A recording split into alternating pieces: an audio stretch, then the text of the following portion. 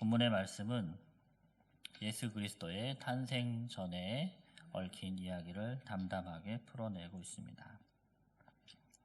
이 이야기는 결혼을 앞둔 남녀 사이에 벌어진 받아들이기 힘든 사건입니다.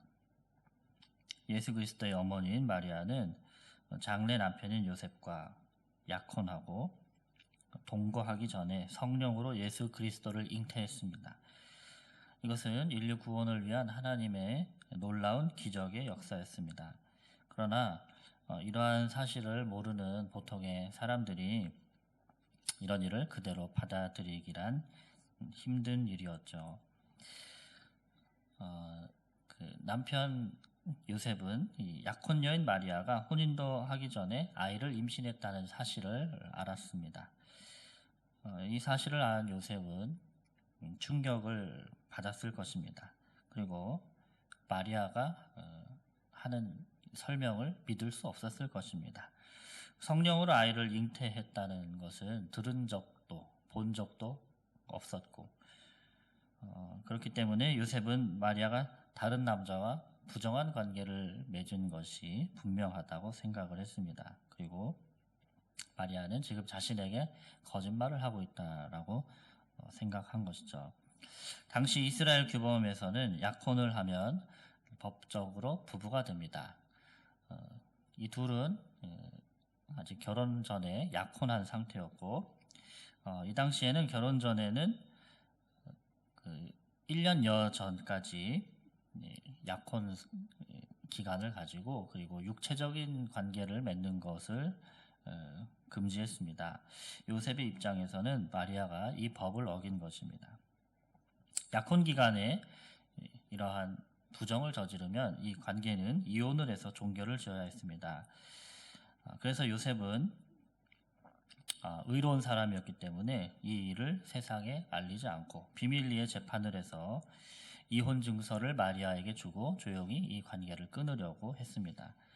그런데 그런 때에 요셉의 꿈에 하나님의 사자가 나타나서 말씀했습니다. 20절에 보면 다윗의 자손 요셉아 내 아내 마리아 데려오기를 무서워하지 말라. 그에게 잉태된 자는 성령으로 된 것이라. 하나님의 사자는 말하기를 이 일은 성령께서 행하신 것이니 두려워하지 말고 아들을 정상적으로 낳고 그 이름을 예수라 하라고 말합니다. 예수라고 하는 이름은 히브리어로 예슈아라고 하는데 여호와는 구원이시다라는 의미를 가지고 있습니다. 그 이름처럼 예수님은 인간의 죄를 깨끗이 하시고 그리고 인간의 죄를 깨끗이 씻어 그들을 구원받은 하나님의 백성으로 만들기 위해 이 세상에 오셨습니다. 이 일은 이미 선지자들을 통해서 예언되었는데 천사가 말하기를 22절 23절에 이 모든 일이 된 것은 주께서 선지자로 하신 말씀을 이루려 하심이니 이르시되 보라 처녀가 잉태하여 아들을 낳을 것이요 그의 이름은 임마누엘이라 하리라 하셨으니 이를 번역한즉 하나님이 우리와 함께 계시다 함이라 이렇게 말씀했습니다. 천사는 여기에서 이사야 7장 14절의 말씀을 인용합니다. 보라 처녀가 잉태하여 아들을 낳을 것이요 그의 이름은 임마누엘이라 하리라 이 말씀입니다. 그의 이름이 무엇이라고 합니까? 임마누엘이라고 합니다. 임마누엘은 히브리어로 하나님이 우리와 함께 계신다라는 의미입니다.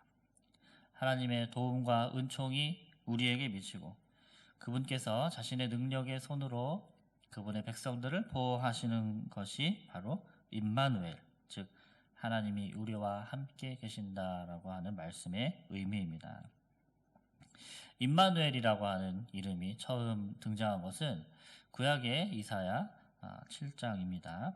그 당시 시대적 배경을 보면 남유다가 위기의 시대를 맞고 있었습니다. 이때는 이스라엘이 남유다, 북이스라엘로 분단되어 있던 시대였습니다. 그런데 이웃에 아수르라고 하는 나라가 있었는데 이 아수르의 세력이 점점 커지고 있었고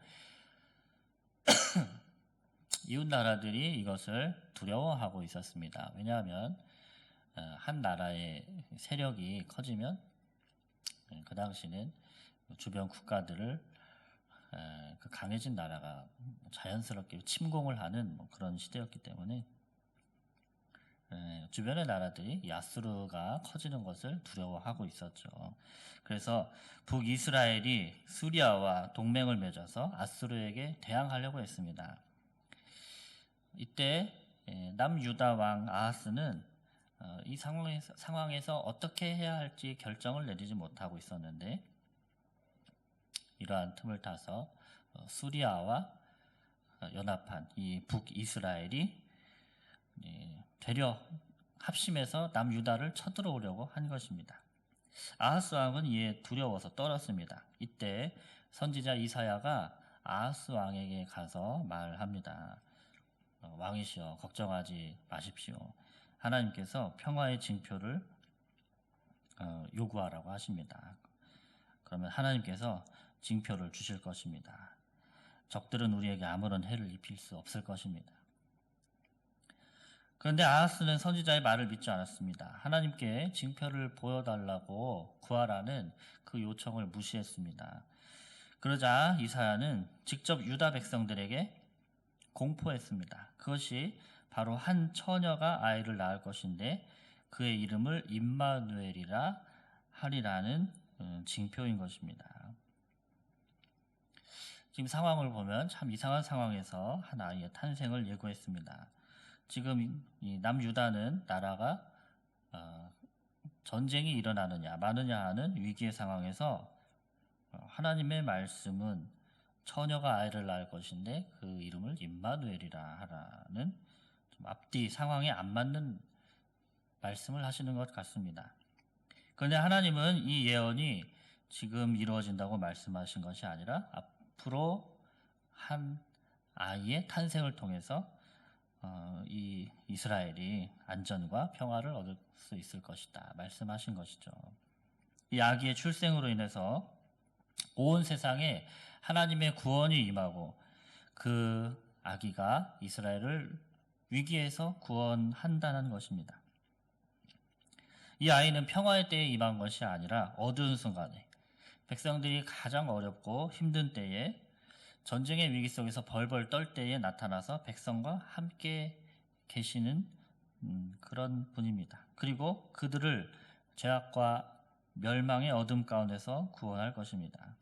그분이 바로 예수님, 임마누엘, 예수 그리스도인 것이죠. 이렇게 예수 그리스도는 어둠과 죄악에 빠진 인간을 위해서 이 세상에 내려오셔서 함께 하시는 분이십니다. 예수님이 이 땅에 내려오셔서 제자들과 함께 하셨죠. 그리고 십자가 사역을 통해서 구원을 이루셨습니다. 그리고 주님이 세상을 떠나 하늘로 올라가실 때도 나는 임마누엘이다 이렇게 말씀하셨습니다. 볼지어다 내가 세상 끝날까지 너희와 항상 함께 있으리라. 그분은 세상에 오시기 전에도 임마누엘로 소개되셨는데 이 세상을 떠나실 때도 영원한 임마누엘로서 우리와 함께 하실 것을 약속하셨죠. 그래서 주님은 지금은 하늘에 올라가셔서 하나님 보좌 우편에 계시지만 여전히 우리와 함께 하시는 구주이십니다. 성령을 보내셔서 우리 안에 영으로 함께 하고 계시고 구원받은 자와 연합하여 계십니다. 이렇게 우리가 언제나 그분과 함께 하고 있다는 것을 믿는다면 우리에게 두려움과 걱정이 우리를 지배할 수 있을까요? 두려움과 걱정은 잠시 우리에게 찾아올 수는 있지만 곧 사라질 수 있습니다. 그분이 우리와 함께 하고 계신다는 것을 믿는다면 우리는 담대하게 이 세상에서 살아갈 것입니다. 우리에게 신뢰하고 의지할 대상이 있기 때문입니다. 그분은 그리스도입니다. 늘 그분과 동행하는 우리가 되기를 축복합니다. 이제 요셉의 반응을 살펴봅시다. 천사로부터 꿈에서 메시지를 들은 요셉은 곧바로 주의 사자의 분부대로 행했습니다. 그래서 그의 아내 마리아를 데려오고 아들을 낳기까지 동침하지 않았습니다. 그리고 천사의 명령대로 그의 아들의 이름을 예수라 하였습니다. 여기에서 우리는 요셉의 순종을 보게 됩니다. 그는 그의 권리를 포기하고 하나님의 주권을 인정했습니다. 요셉은 자기 자식의 이름을 지을 권리가 있었습니다. 왜냐하면 그 태어나는 아이의 육신의 부모였기 때문입니다. 그러나 요셉은 자신의 첫 아이의 이름은 자신이 짓지 않았습니다. 그것은 하나님의 일이었기 때문입니다. 예수는 하나님의 아들이었습니다. 요셉은 그것을 인정했고 그리고 하나님의 말씀에 순종했습니다. 요셉은 아이에 대한 자신의 권한을 포기하고 그 아이에 대한 소유권을 하나님께 드리는 것입니다. 그리고 마리아가 성령으로 잉태하면서 이미 아이를 가진 상태의 여인이 되었죠. 그래서 일반적인 처녀와 결혼을 하는 권한도 내려놓은 것입니다. 그것이 요셉의 권리 포기와 순종이었습니다. 마리아 역시 마찬가지였습니다. 특별한 방법을 통해서 아이를 잉태하고 그 아이를 자신의 자녀로 키웠습니다. 요셉과 마리아 이 둘은 하나님의 계획과 뜻 앞에서 자신의 권리를 포기하고 온전한 순종을 드린 것입니다. 우리 역시 마찬가지죠. 우리에게도 권리가 있습니다. 내가 소유하고 관리하는 것들이 있습니다. 그것들에 대해서 우리는 우리 마음대로 할 권한이 있습니다. 우리가 가진 것에 대해서 소유권을 주장합니다. 내 사업과 내 가정과 또 내 삶에 대해서 내 권리를 주장합니다. 내 것이기 때문입니다. 내 것을 내 마음대로 하는데 누가 뭐라 할 수 있겠습니까? 그러나 하나님이 우리에게 포기하라고 말씀하신다면 정상적인 방식을 떠나서 하나님의 방식으로 일하라고 말씀하신다면 어떻게 하시겠습니까? 우리는 순종해야 합니다. 천사는 요셉에게 말했습니다. 요셉, 이 아이는 네 자식으로 태어나지만 네가 이 아이 위에 있는 게 아니야. 네가 이 아이 밑에 있을 것이다. 너는 그리고 이 아이의 이름을 지을 수 없다. 요셉, 너의 결혼은 다른 사람들과 달라. 너는 특별한 가정을 가지게 될 거야. 하나님께서 이러한 말씀을 여러분에게도 하신다면 여러분은 어떻게 반응하시겠습니까? 이처럼 나의 삶, 내 인생은 내 것인 것 같지만 실은 하나님의 것입니다. 우리는 하나님의 소유입니다. 그러므로 하나님께서 내게 특별히 명하시는 것이 있다면 그분의 뜻을 우리는 이루어 드려야 할 것입니다. 그것이 그분을 나의 왕으로 모시는 태도입니다. 그렇게 하나님의 명령에 순종하기 위해서는 우리에게 용기가 필요합니다. 그분의 주권을 인정하고 순종하는 용기가 필요합니다. 믿음의 길을 가는 것은 쉬운 일이 아닙니다. 용기가 필요한 일입니다. 어려운 일이지만 그 용기를 드렸을 때 하나님께서는 그 믿음을 사용하셔서 하나님의 일을 행하십니다. 그런 믿음의 용기를 들여서 그분의 계획에 동참하시는 저와 여러분의 삶이 되기를 주님의 이름으로 축복합니다. 아멘. 말씀을 정리하겠습니다. 사랑하는 여러분, 우리 구주 예수 그리스도는 구원자이시며 임마누엘이신 하나님이십니다. 오늘도 우리의 구원자 예수 그리스도와 함께하는 하루가 되시기를 바랍니다. 그리고 그분의 죄 용서함의 은총을 누리시고 우리 주님을 더욱 사랑하며 그분을 왕으로 섬깁시다.